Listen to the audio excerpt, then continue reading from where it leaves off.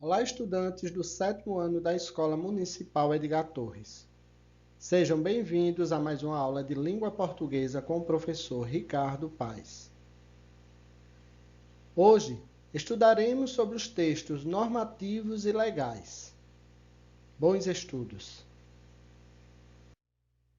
A aula de hoje promoverá a familiaridade com textos da esfera jurídica, com procedimentos e estratégias de leitura adequados a diferentes objetivos e expressando avaliações sobre o texto lido. O objetivo é que você possa reconhecer, tendo em vista o contexto de produção e circulação desses textos, os atores envolvidos, os interesses pretendidos e a forma de organização dos textos normativos e legais. Porque, tendo esse conhecimento, você pode defender suas ideias, seu ponto de vista, suas decisões, de maneira que respeite e promova os direitos humanos, com respeito ao outro e ao planeta. Reconhecendo que todos nós temos direitos e deveres.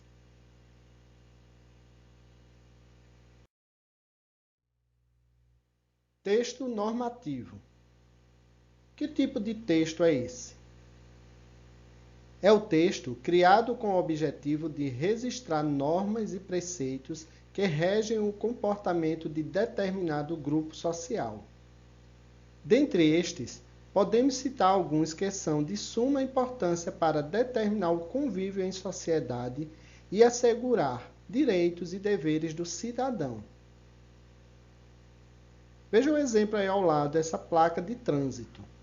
Então, os sinais de trânsito são exemplos de texto normativo, porque eles regem, eles promovem essa compreensão de algo que nós precisamos seguir, nós precisamos obedecer. As regras de trânsito, ou as normas de trânsito, elas não são específicas para o motorista. O pedestre também precisa seguir algumas normas. Por exemplo, atravessar na faixa de pedestre. Entre outras, atravessar uma avenida quando temos a passarela, então devemos atravessar sobre a passarela. Então, são algumas normas que precisam ser seguidas não apenas pelo condutor do veículo. Principais características dos textos normativos e legais. Nós vamos observar aqui algumas características que fazem parte desse tipo de texto, desse texto que é inserido na esfera jurídica. São textos relacionados a normas, a leis, a regulamentos. A lei não é escrita em texto corrido, como uma redação comum em prosa. E o formato que é utilizado nos textos legais tem um significado maior que a mera organização visual. Nós temos, portanto, o título, que é um agrupamento mais amplo, que se divide em capítulos, que, por sua vez, são divididos em seções. Cada um deles tem uma denominação específica que indicará a matéria de que se trata. Artigo. Fundamento principal de uma lei.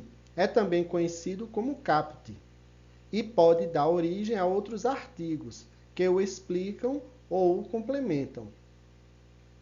Parágrafo. Desdobramento de um artigo para expandir, restringir ou detalhar seu sentido. Caput. Parte principal ou enunciado de um artigo.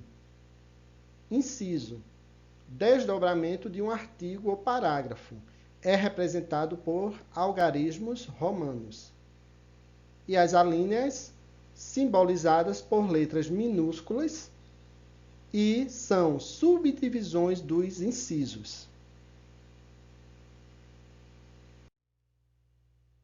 Agora você conhecerá parte da Lei 13.185, de 6 de novembro de 2015, criada para combater a prática do bullying. Vou apresentando aqui algumas características que nós vimos no slide anterior, como também lembro a você que a leitura dessa lei, né, dessa parte da lei, ela será necessária para que você faça a atividade. Então, é um objeto de estudo que você utilizará na atividade. Bom, vamos às características. Temos logo aqui no início, artigo 1º. Como eu já falei antes, o artigo é um fundamento principal de uma lei. É também conhecido como caput e pode dar origem a outros artigos que o explicam ou complementam. Nos artigos, você utiliza os números ordinais até o 9º. A partir do artigo 10, você vai usar os números cardinais.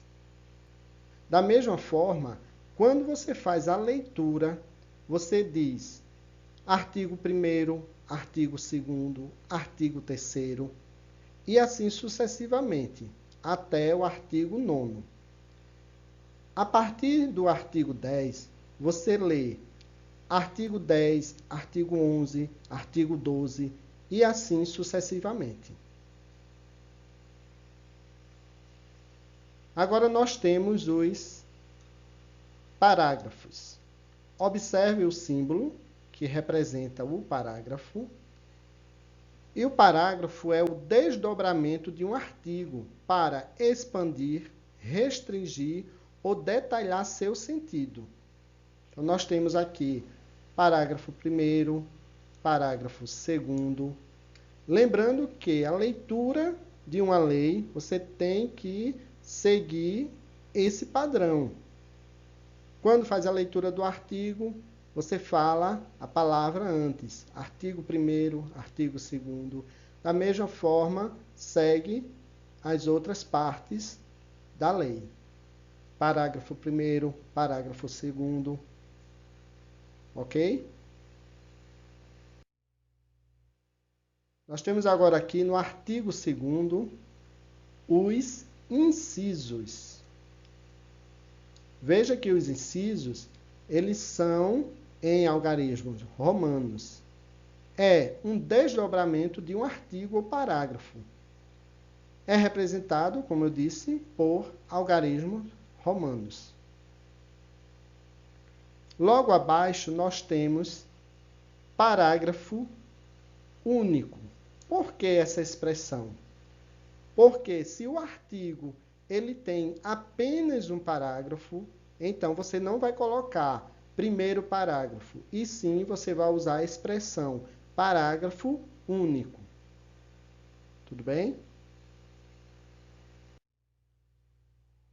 Aqui no artigo 3º, temos outros incisos, certo? Então, são esses ou essas as características de uma lei. É claro que aqui, nesse trecho, nós não vimos os capítulos, né, os títulos, as seções, mas temos também isso, por exemplo, na Constituição Federal, no Estatuto da Criança e Adolescente, entre outros, você vai encontrar os capítulos das seções, certo? Mas isso aqui é um resumo geral de como nós fazemos a leitura de uma lei e como encontramos essas características, certo? Como eu disse antes, os incisos, da mesma forma, você fala inciso 1, inciso 2, inciso 3 e assim sucessivamente.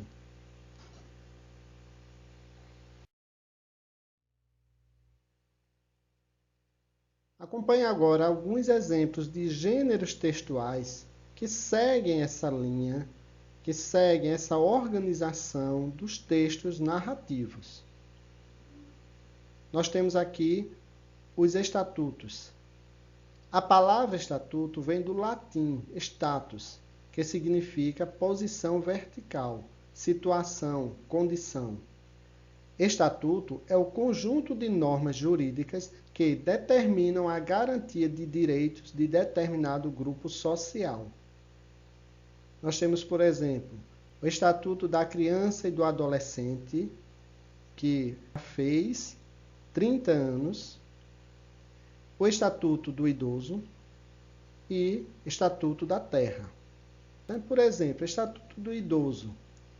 Nós sabemos que existem regras, mas que, infelizmente, a burocracia e muitas vezes as brechas das leis que algumas empresas, alguns advogados vão encontrando, eles limitam esse cumprimento, infelizmente.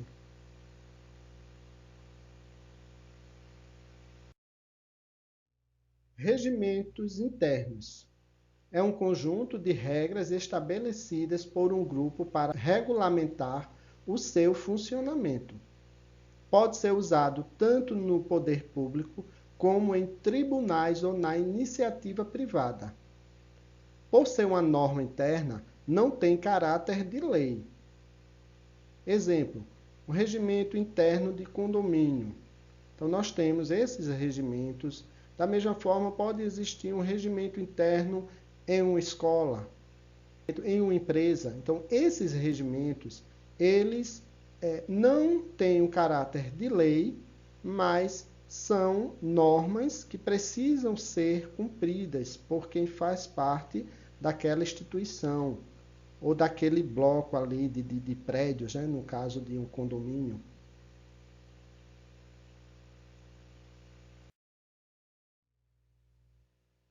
Contratos. O contrato é um documento que firma um pacto entre partes, que se comprometem a cumprir o que foi entre elas combinado. Existem contratos entre todas as esferas de relacionamento, seja pessoal, como o casamento, comercial, como prestação de serviços, de trabalho, de locação, entre tantos outros. Declaração de Direitos. É um documento público que visa a reconhecer os direitos inerentes a determinada condição ou parcela da sociedade. A mais abrangente é a Declaração Universal dos Direitos Humanos, aprovada em 1948 na Assembleia Geral das Nações Unidas, que preconiza direitos básicos a todas as pessoas, tais como a vida, saúde, dignidade e liberdade.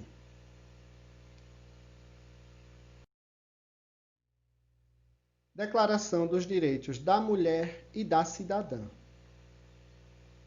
É a versão feminina da Declaração dos Direitos do Homem. Ela visa chamar a atenção para a fragilidade da mulher, enumerando seus direitos e buscando o reconhecimento do seu valor. Veja bem, vale destacar que essa declaração ela é de 1791. Então, como diz aqui no texto, ela propõe igualar-se à outra que foi feita 2 anos antes para o homem. Então, é a Declaração dos Direitos do Homem. Interessante é que nós observamos aí essa data, 1791. Veja quantos anos, quantos séculos. E hoje em dia ainda observamos muitos homens pensando que são superiores. E imagina o que essas mulheres já sofreram e ainda sofrem para uma coisa tão básica que é o direito. São os direitos iguais.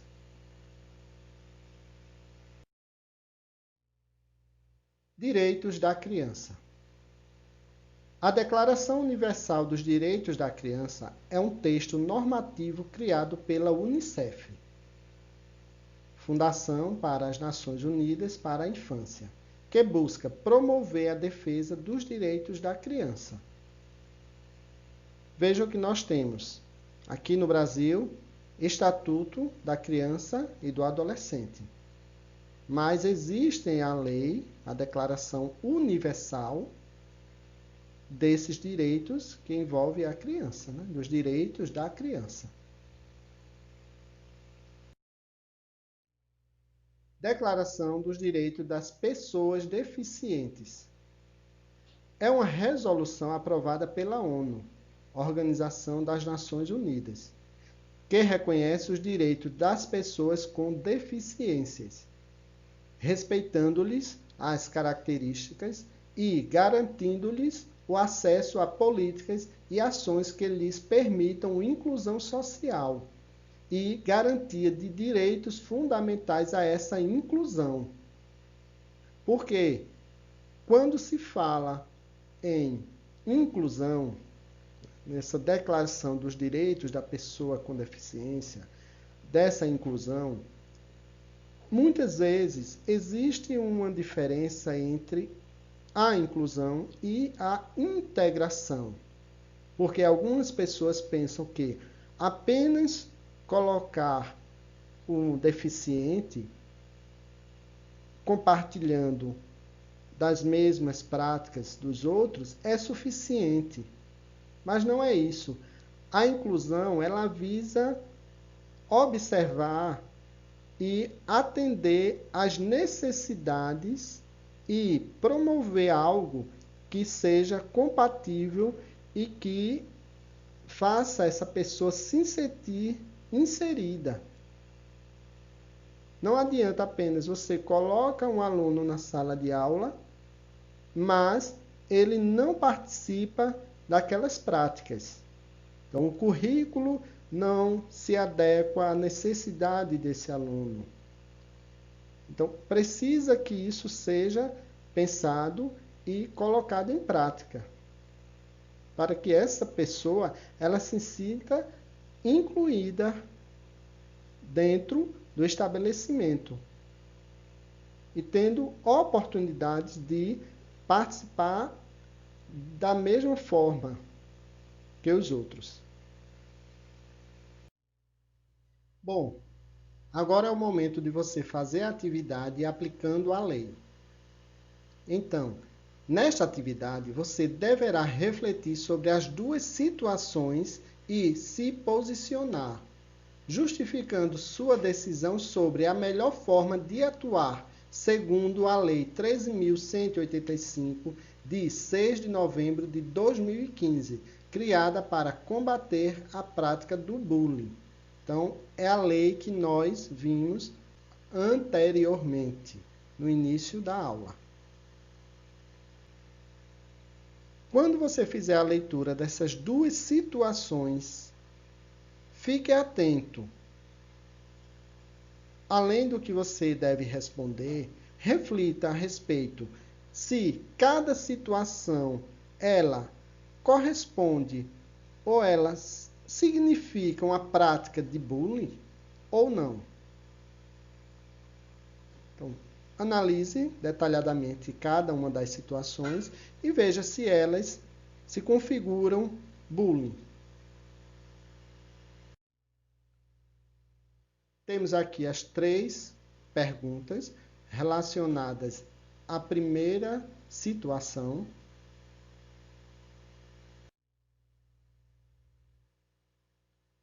E agora a segunda situação, também com 3 perguntas. As perguntas são iguais porque o que acontece em cada situação é um pouco diferente. Então você deve analisar, como eu disse, observando se elas se configuram bullying e colocar suas respostas, sua opinião a respeito desse tema, sua atitude. Ok? Chegamos ao final da nossa aula, apresentando as referências. Espero que você tenha compreendido que a organização das leis, a estrutura das leis, traz um significado importante para a leitura e para a compreensão desse texto. Tenham uma ótima semana de estudos, fiquem com Deus e até a próxima.